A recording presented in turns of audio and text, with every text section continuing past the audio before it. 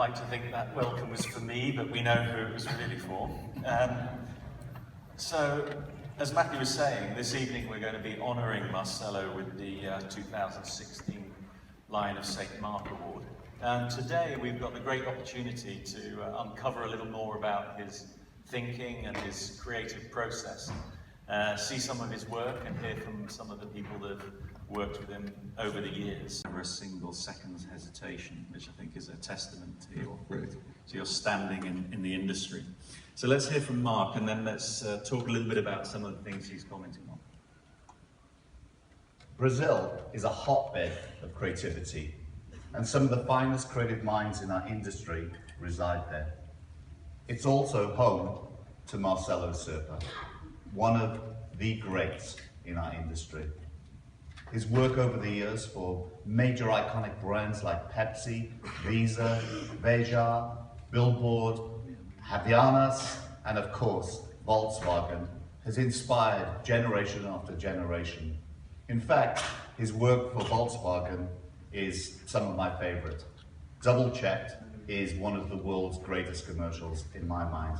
And more recently, a testament to his talent is the brilliant Combi commercial.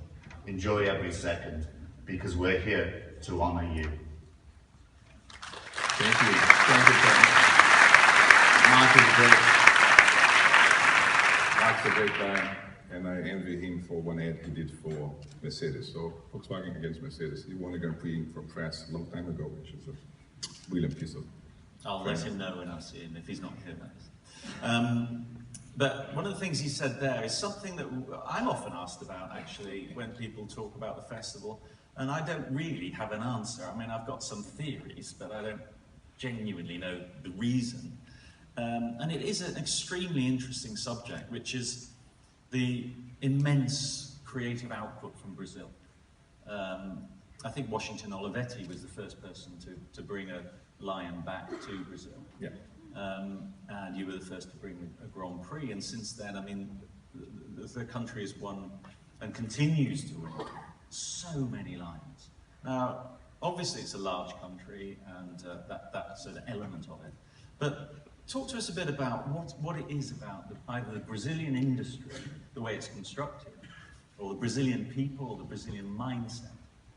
Because I think a lot of countries would like to somehow emulate that. If I try to show you, I'm going to start with Brazil being the only country that speaks Portuguese. We are surrounded by Spanish-speaking countries, so we developed a local culture, a very strong culture. Music, jokes, humor, you name it, food. It's very Brazilian, it's very personalized. It's very. And then in the 60s, we developed a media structure which is very powerful, which is television. Television suddenly covered 95% of the country. So we had all homes, poor, rich, middle class, north, south. Everybody was watching the same. At the festival, we have advertising people, we have technology people, from platforms like Instagram and Twitter and all the rest of them. If you were talking to a young creative, a young female creative, let's make this, and she grabs you on your way out, and she says, Marcello, I haven't decided yet quite what to do with my life. What is your advice? What should I do? Should I go into advertising? Should I go into a different kind of creative endeavor? You've left it. Tell me what I should do. Should I commit myself to this or not? Tough questions. Unfair question. I didn't tell you I was going to ask that. Yeah, that's why. But anyway, I think it's a very tough one. You know, into the advertising industry, the way the industry is now today, is not the golden times of advertising we're living in. We have a fragmented time of advertising. We have to find new ways. Everybody's talking about the death of the traditional advertising, but nothing new really arrived. As I told you, video is coming back. So Instagram become a print media on your mobile.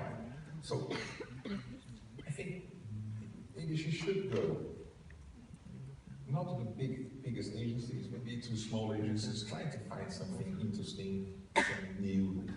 I remember always the film Dustin Hoffman that he was a very young guy who just came back from, and he has an affair with the guy.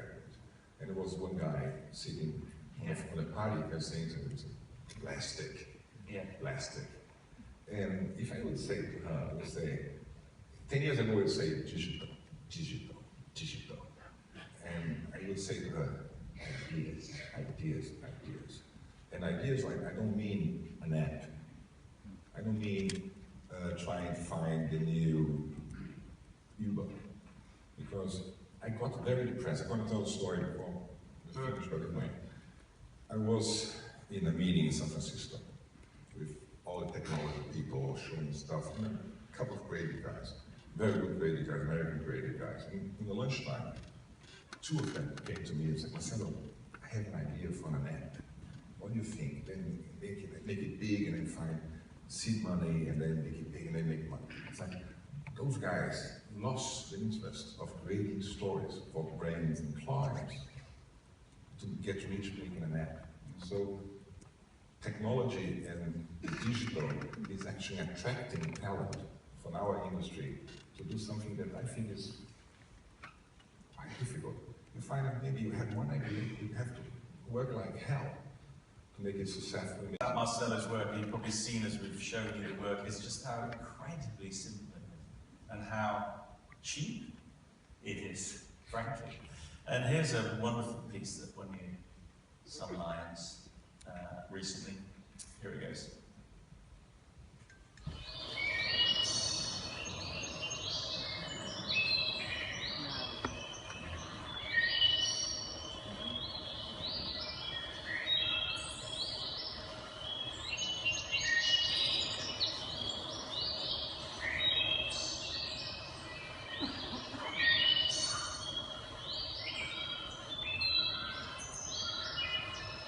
Diversity, but other types of diversity as well.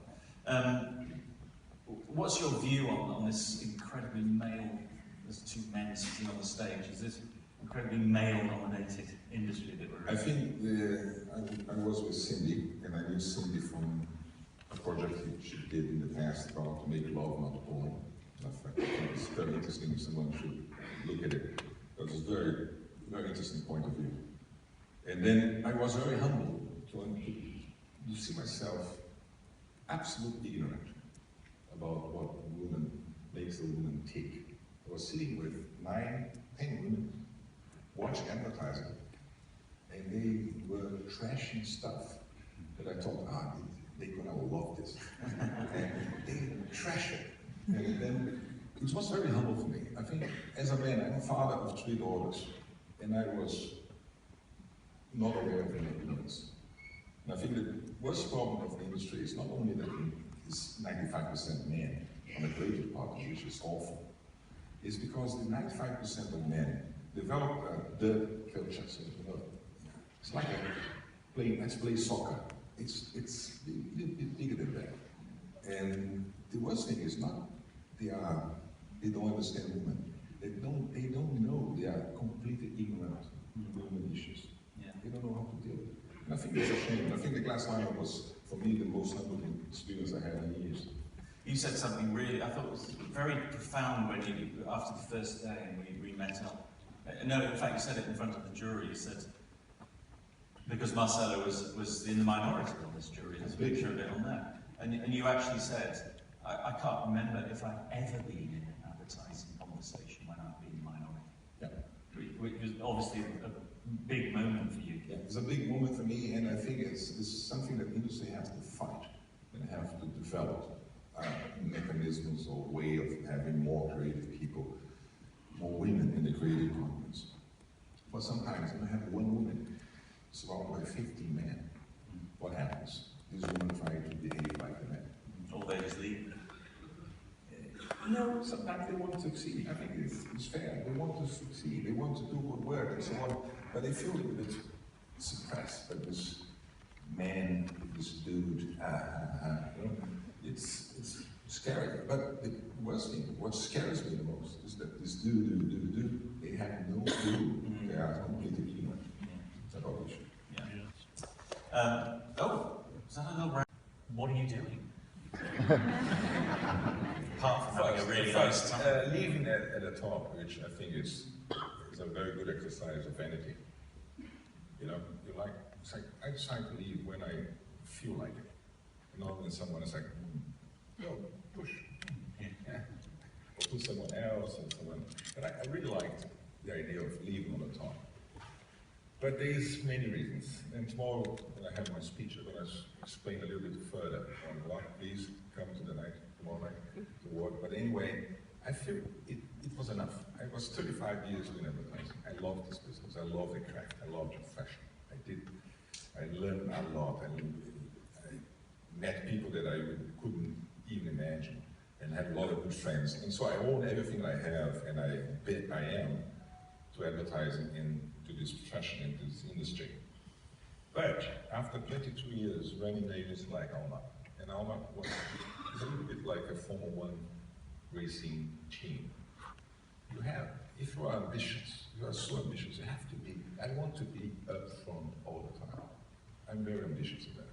I'm very, it's stronger than me. I cannot, if you run a Formula 1 race team, you have to be all the time, 100% doing this, and doing this. And then at a certain point, I wake up one morning and said, I'm becoming 50, I'm 50, it's time for me not to leave, but to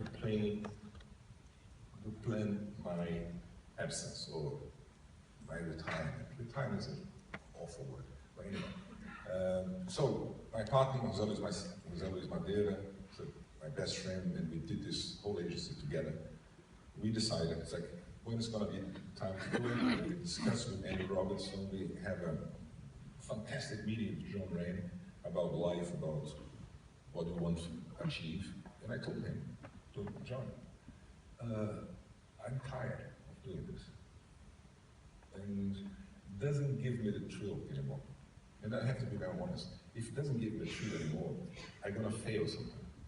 I won't be in that meeting, that important meeting on the beach in San Francisco at that time, and when it's the birthday of my daughter or my wife. It didn't happen exactly like this. And I wasn't there. And I paid the price.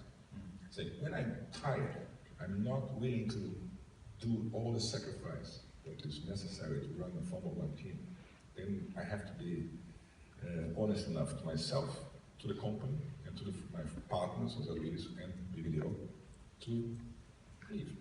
So that's exactly the reason. Then we sat together. Let's give more time and even a couple, 1 or 2 years to make the transition. But when you say I'm not enjoying enough. Okay, but how much of that is a personal thing? So, as you say, you're coming up to 50, maybe you need a break. And how much is it about the changes in the industry, things that are happening in the industry that you're unhappy with? Very fair questions. I would say 50-50. After the 50, the personal 50 is about, if I make a comparison, imagine the 500 miles of Indianapolis. You make a circle like for 5 hours. You make up like winning. You don't know exactly why, because it's always the same thing. And then we go, wow, $1 million. I have a huge trophy, the biggest trophy in the world, like that big, and wow, wonderful. But people forget that you have to run like this, for 5 hours. And then we win. The next year, we win again. And then 2 years later, we win again. And we win 3 or 4 or 5 times. Maybe this the 6th time, we become 3. It's a loser. And then people forget that all the time. And the kind of our business is repeating itself a little bit. You go to the same meetings, you go to, okay, if you're developing great work, fantastic. And then you start going to the meetings of procurement. And I had 3 or 4 experiences that we can actually make one speech one day about procurement meetings. And I was sitting there for 4 or 5 months discussing teeny details. And I remember it was a very good client, big client, German client, and 25 people in the meeting discussing how much an art director should cost, how much a copywriter should cost. Now you're spending too much money on this, too much money on that. And I stopped the meeting. I was so pissed. And I said to the guy, if you would run Barcelona, in the 2nd year you're going to be in the 2nd division. And then the guy was like, why? Because you don't understand what we're talking about. You don't understand the business. I have no clue. And I said, oh. And then at the end, we lost a lot of money. And I have to work double. And I became a little bit tired of this kind of meetings. And I have to be very honest, this is the worst part of what's happening in the industry today, is the talent, quality, ideas are being handled like crap. And I feel very disappointed. But this is the 50%. The other 50% is about the relevance of our industry, the work we're doing. As I told before, if you go to the 30 seconds created by a fantastic copywriter that 100 million is going to watch and say the next day express it among their friends and families, is a little bit gone. I think now the fragmentation of media may create so small clusters, universe. Something complex and strip until you get something as simple as that. Yep. Or whether actually it's sort of born that simple. Most of the time it's born that simple. Very complex idea and so on, I just cut in the middle. If someone comes to me and says, and the idea fits in it's that the description is that long, I don't bother reading. The idea is just like this. It's simple. It's an image. It's a concept. It's a line. It's a word. People don't pay attention at the time. So make it simple for them. So we're going to hear lastly from probably the only person who you could say stands side by side with you, who's a genuine legend in Brazil, a great friend of yours and ours, Nizam Guanaz. Let's hear from Nizam. Marcello Serpa has a history of consistent contribution to our industry in Brazil, our industry around the world. Fabulous work, touching, beautiful, consistent, popular, pop, creative, innovative. So it's an enormous contribution and consistent. So that's why, congratulations, Marcello, for all you have done. Congratulations for being an inspiring human being, and congratulations, Ken Lyon, for the decision of awarding Marcello Serpa with the Lion of San Marco, because he deserves it very much. And as you have noticed, Marcello isn't only a wonderful, creative, an amazing legend within our industry, but the thing about Marcello, which you realise the minute you've met him, is he's also incredibly humble, approachable, likeable. I mean, handsome as well, which is slightly annoying. But all the way just a wonderful guy, and I know for a fact that if he's walking around the Palais and people come up to him and talk to you forever. So please join me in congratulating and thanking the legend that is Marcello Serpa.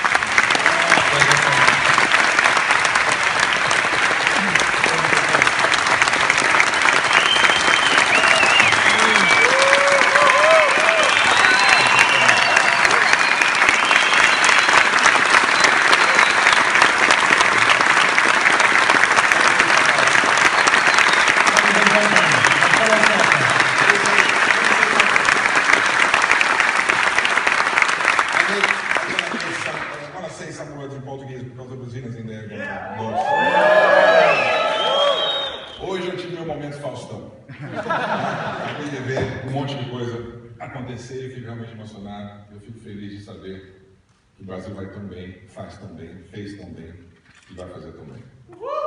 É isso aí!